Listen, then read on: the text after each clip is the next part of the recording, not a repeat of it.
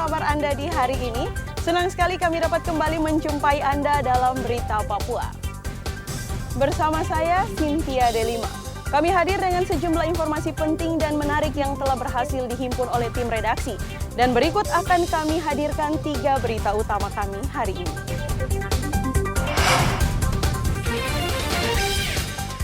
Perahu cepat di Wondama terbakar, seorang ABK tewas. Banyak penyelundupan narkoba oleh pengunjung, pengamanan lapas Merauke diperketat petugas. 410 calon jemaah haji Kota Jayapura resmi dilepas wali kota.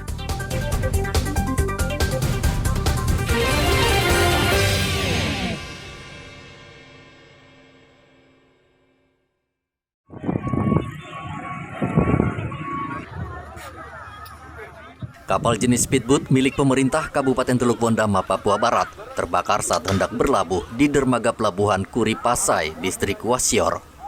Kebakaran ini menyebabkan seorang kru kapal meninggal dunia dan 2 orang lainnya menderita luka bakar. Kebakaran terjadi saat perahu cepat hendak mengisi bahan bakar minyak untuk mengantar Bupati Wondama. Saksi mengatakan tidak lama kemudian terjadi ledakan di dekat tangki BBM yang berada di belakang speedboat. Warga di lokasi kejadian mencoba memadamkan api, namun api justru semakin besar sehingga menghanguskan seluruh badan speedboat. Dari hasil olah TKP dan keterangan saksi korban luka ringan menyampaikan bahwa kapal tersebut akan digunakan oleh Bapak Bupati menuju ke Manokwari. Korban menyampaikan pada pukul 07.30 akan dilakukan pengisian bahan bakar di Pelabuhan Wasior. Kemudian korban juga menyampaikan bahwa sebelum dilakukan pengisian, korban mendengarkan suara ledakan yang mengakibatkan terbakarnya bodi kapal, sehingga mengakibatkan 1 korban meninggal, 1 korban luka ringan, dan 1 korban luka berat. Para korban langsung dievakuasi ke rumah sakit daerah Wasior untuk mendapatkan penanganan medis. Dan akibat kejadian ini, Pemkab menderita kerugian mencapai 4 miliar rupiah. Edi Musahidin melaporkan dari Manokwari, Papua Barat.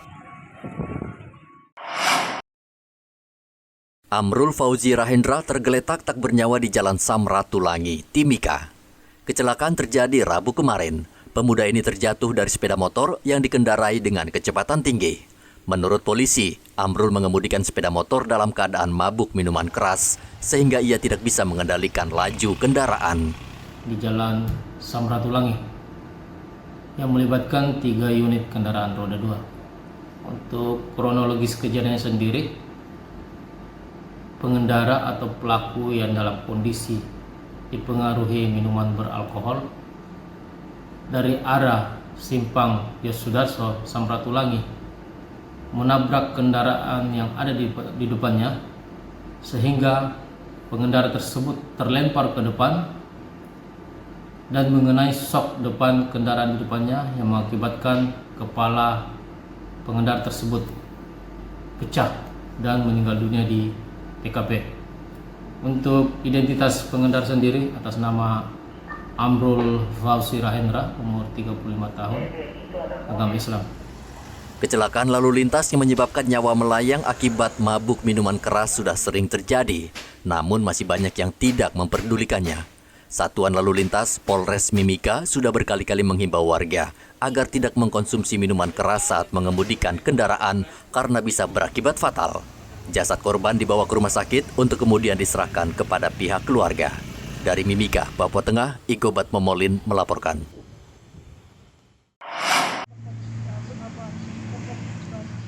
Tidak ingin lagi kecolongan, lapas kelas 2B Merauke memperketat lalu lintas barang yang masuk ke dalam lapas. Pemeriksaan pengunjung yang hendak membesuk keluarga di dalam lapas lebih diperketat. Beberapa waktu lalu seorang pengunjung lapas kedapatan membawa ganja yang disisipkan di dalam bungkusan nasi. Selain itu, petugas lapas juga mendapati pengunjung yang memberikan gawai ke napi dengan cara menyembunyikannya di dalam celana. Kalapas kelas 2B Merauke memperingatkan setiap pengunjung dan narapidana bila kedapatan menyelundupkan barang terlarang ke dalam lapas, khususnya narkoba, bisa diancam dengan pidana. Upaya pencegahan oleh petugas perempuan kepada pengunjung perempuan yang mana mencoba memasukkan HP ke dalam lapas. Sebagaimana informasi yang saya dapat bahwa petugas itu menggeledah badan para pengunjung itu dan mendapati HP itu disisipkan dalam celana dalam pengunjung, sehingga diamankan, dipanggil pengunjungnya, dan kami sudah buatkan bahwa dia tidak boleh lagi melakukan kunjungan ke dalam lapas. Dan juga dia HP-nya itu sudah kami kembalikan kepada pengunjung dengan catatan dia tidak boleh lagi melakukan kunjungan itu. Jadi HP itu dimasukkan ke dalam celana dalam ya. Jadi inilah upaya-upaya lapas ini, Pak. Oke. Itu untuk diserahkan ke napi perempuan itu ya? Jadi dia mau kasih ke napi laki-laki. Oh, napi laki-laki. Oh, ya. suaminya. Suaminya. Sementara itu, untuk meningkatkan minat baca di Merauke, Badan Perpustakaan Merauke membagi-bagikan buku gratis kepada penghuni lapas. Saat ini minat baca masyarakat sangat rendah dan belum membudaya. 2.000 buku disumbangkan ke lapas ini dan diharapkan para napi memanfaatkan waktu mereka di dalam lapas dengan giat membaca sehingga wawasan mereka bertambah. Lapas ini karena juga kita tahu bersama ini mereka adalah bagian daripada warga masyarakat ya. Gitu ya. Sebagaimana juga kata Muhammad Hatta, saya dipenjarakan tapi juga harus bersama buku ya. Karena dengan buku itu merupakan jendela dunia. Ya. Kita bisa menambah wawasan, pengetahuan, keterampilan ya, sehingga menjadi ya warga masyarakat yang unggul, cerdas ya, dan bisa berinovasi. Ada berapa buku Pak yang dibagikan ke sini? Jadi ini pemberian buku dari Perpustakaan Nasional. Jadi selain pemberian buku ya, dan juga ada launching. Kita akan launching itu Pocadi, Pojok Baca Digital. Ya, kita bersyukur sekali, kita sungguh juga Bapak Bupati Merauke sangat mempunyai peduli ya, punya peduli akan untuk masyarakat untuk mencintai atau rajin membaca buku. Seiring kemajuan teknologi, saat ini Badan Perpustakaan Merauke juga meluncurkan buku dalam bentuk digital atau elektronik dengan jumlah lebih dari 6.000 judul. Buku digital ini bisa dibaca melalui gawai atau media elektronik lain. Muhammad Ridwan melaporkan dari Merauke, Papua Selatan.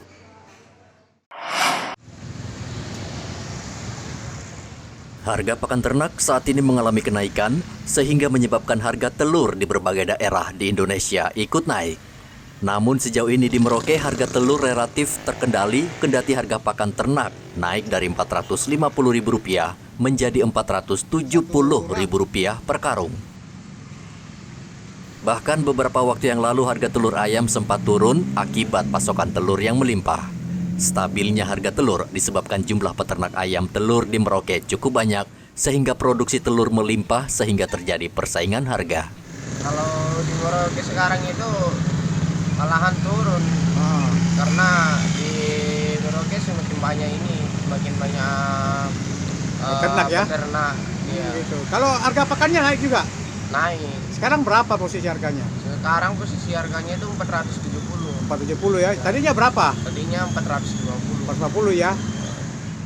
Saat ini telur berukuran kecil dipatok Rp55 hingga Rp60.000 per rak. Sementara untuk ukuran sedang antara Rp65.000 hingga Rp70.000 per rak dan ukuran besar Rp75 hingga Rp80.000 per rak. Muhammad Ridwan melaporkan dari Merauke, Papua Selatan.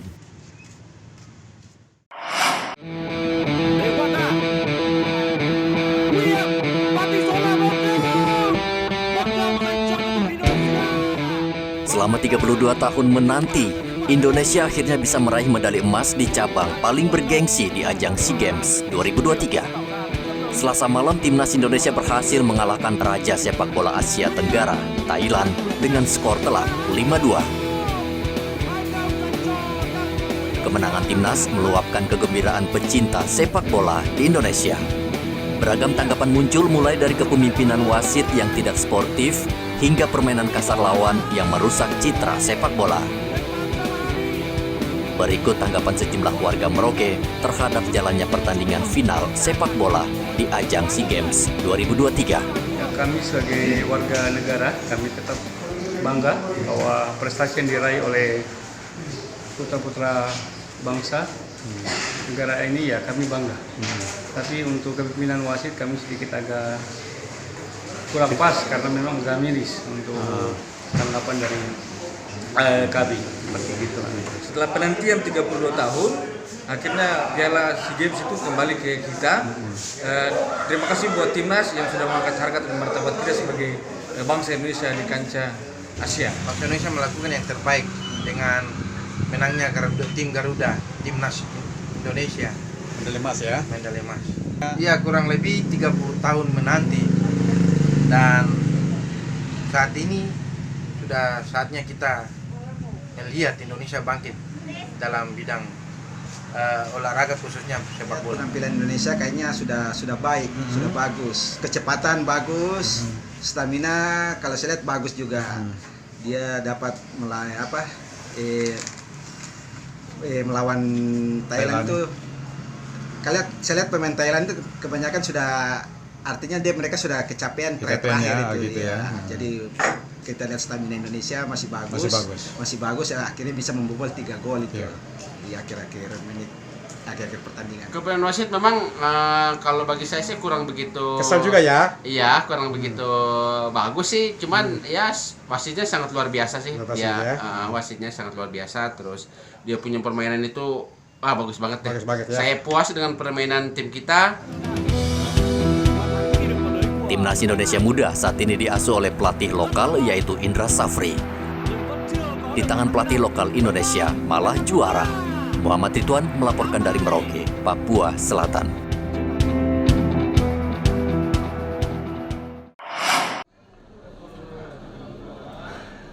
...410 jemaah haji asal kota Jayapura ini akan berangkat ke Tanah Suci. Tentu mereka sudah tidak sabar lagi setelah sekian lama menabung untuk menunaikan rukun Islam yang kelima. Rabu kemarin calon jemaah haji ini dilepas penjabat wali kota Jayapura, Frans PK, di Aula Asrama Haji Jayapura. Mereka dijadwalkan berangkat pada 29 Mei mendatang melalui embarkasi Makassar, Sulawesi Selatan.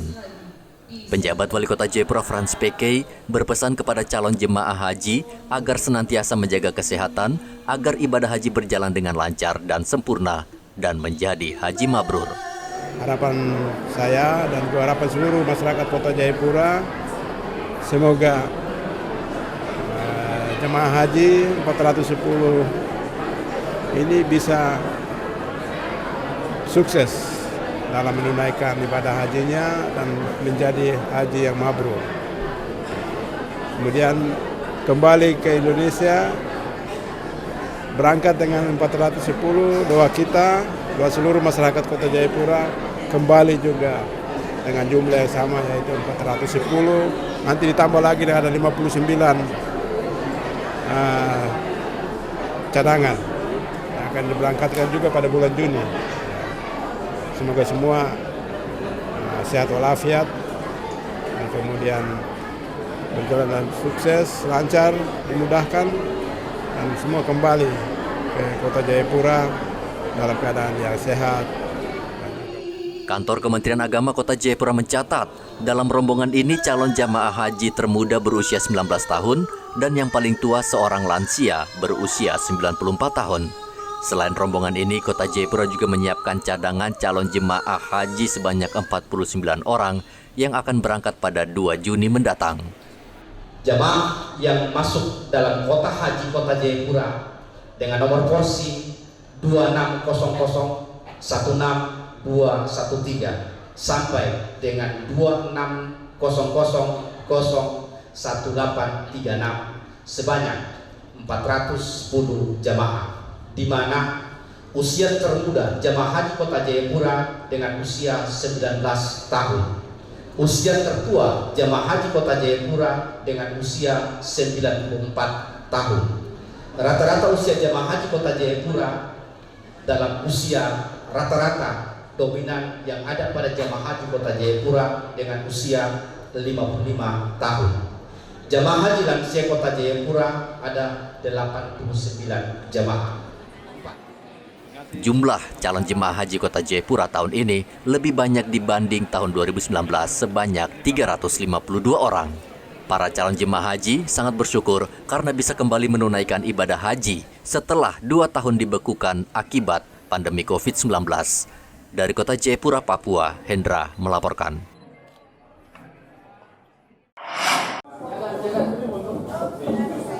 Kendati masih cukup lama, suasana pemilu 2024 sudah mulai terasa di Merauke. Partai politik misalnya mulai sibuk melakukan pencitraan untuk merebut hati masyarakat. Dan tentu saja, keributan antara para pendukung di akar rumput bisa terjadi. Bupati Merauke Romanus Mbaraka meminta warga tetap menjaga ketertiban agar pemilu berlangsung aman dan lancar tanpa mengorbankan persaudaraan.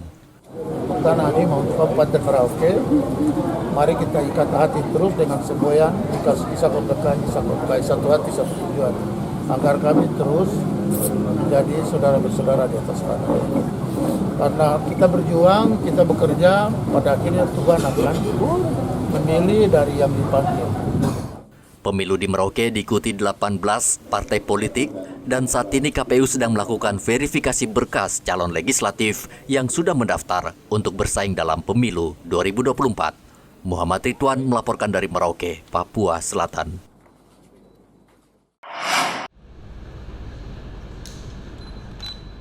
Pemerintah Kota Jayapura kembali meraih opini wajar tanpa pengecualian atau WTP atas pengelolaan keuangan daerah tahun 2022 dari Badan Pemeriksa Keuangan Republik Indonesia (BPK) Provinsi Papua.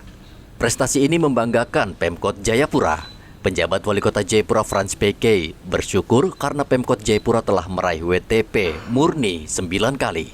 Dan kali ini pemerintah Kota Jayapura meraih dan mendapat opini wajar tanpa pengecualian. Laporan opini, laporan hasil pemeriksaan yang disampaikan oleh BPK.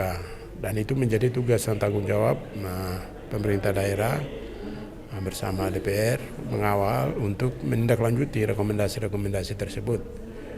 Dan tentu itu disampaikan dalam alokasi waktu yang diberikan oleh BPK selama 60 hari. Dan dari catatan-catatan rekomendasi yang sifatnya administratif. Ya. Ya, jadi itu yang akan kita tindaklanjuti selama sebelum 60 hari. Ya, saya harap supaya hanya cukup 30 hari saja kita selesaikan rekomendasi-rekomendasi tersebut, sehingga dari tindak lanjut itu akan kita laporkan kepada BPK. Kita juga masih punya rekomendasi hasil audit dari tahun-tahun sebelumnya yang masih sifatnya administratif, yang masih kita tindak lanjuti. Dan tadi saya dilaporkan bahwa capaian kita untuk tindak lanjut dari laporan rekomendasi sebelumnya itu sudah mencapai 77%. Menurut Frans PK, dalam pengelolaan APBD di masa transisi, dia bersama Sekda dan seluruh jajaran pemerintah Kota Jayapura tetap dan terus berkomitmen untuk mempertahankan prestasi tersebut. Penilaian wajar tanpa pengecualian ini diraih pemerintah Kota Jayapura karena menerapkan sistem keuangan berbasis akrual. Selain itu, fungsi pengawasan yang dilakukan DPRD Kota juga berjalan baik dan efektif. Menurut Frans PK, maka wajar Pemkot Jayapura meraih WTP berkali-kali. Dari Kota Jayapura, Papua, Hendra melaporkan.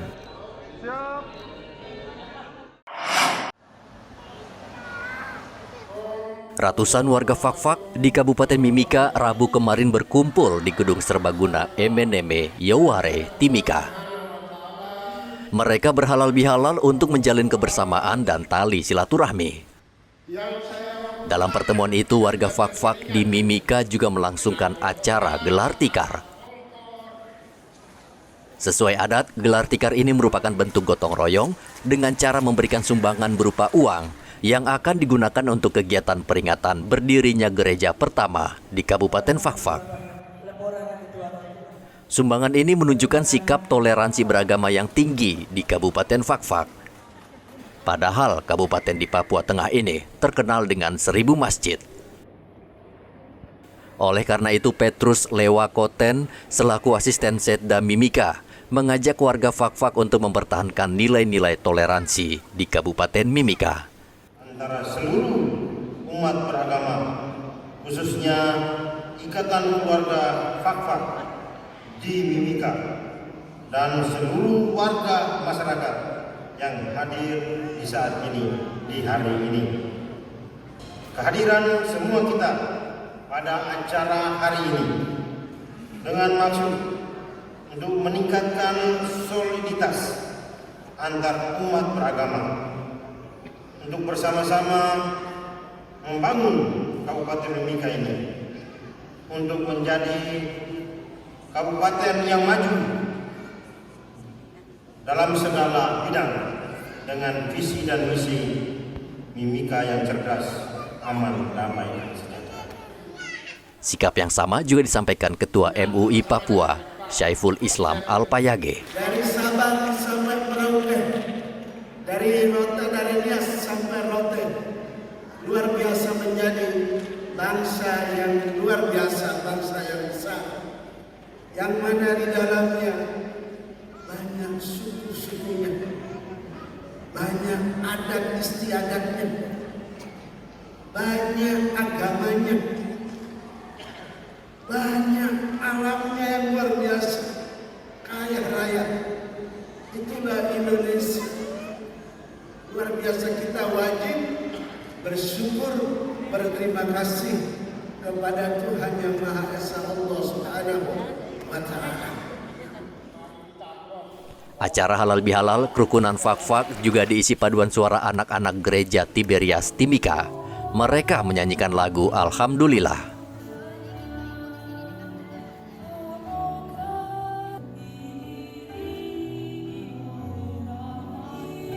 Toleransi yang terjaga dengan baik di Fakfak bisa menjadi contoh bagi daerah lain di Indonesia.